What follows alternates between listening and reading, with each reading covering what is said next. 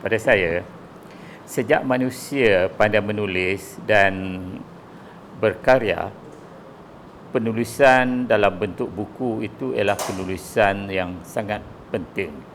Dan transformasi masyarakat sejak zaman dulu hingga sekarang sebenarnya dicetuskan oleh ilham yang ditulis dalam bentuk buku.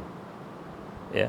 Jadi pada saya sampai sekarang, walaupun buku sekarang mungkin boleh dicetak, tapi juga boleh lahir dalam bentuk buku digital atau e-book.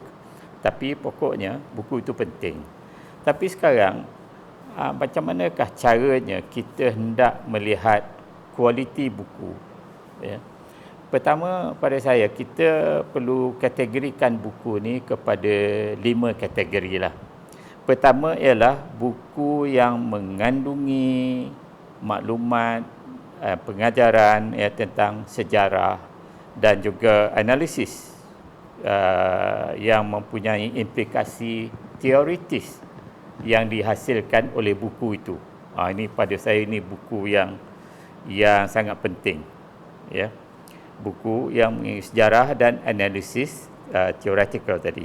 Yang kedua ialah buku yang penuh dengan santapan minda dan kearifan.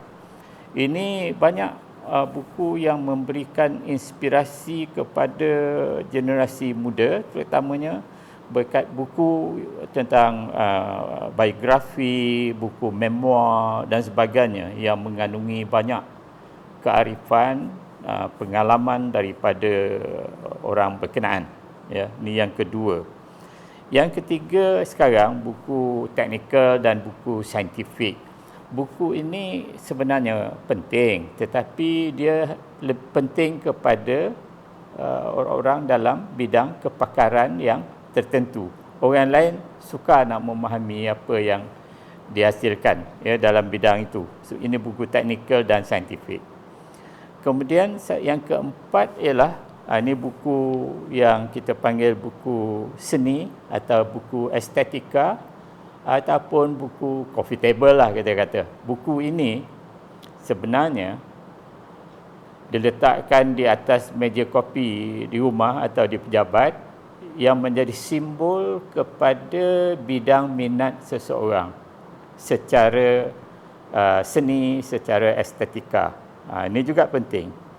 Kemudian adalah buku lain-lain ya sekarang ini, misalnya buku kanak-kanak, buku mungkin komik yang juga mempunyai peranan besar ya dalam membangunkan minda masyarakat dan generasi muda.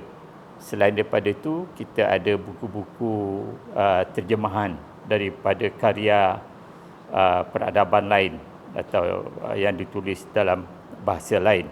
Jadi pada saya, keenam kategori ini perlu kita fahami dan perlu kita lihat apakah impak dia kepada pembangunan masyarakat kita dan juga terutamanya pembangunan minda masyarakat kita.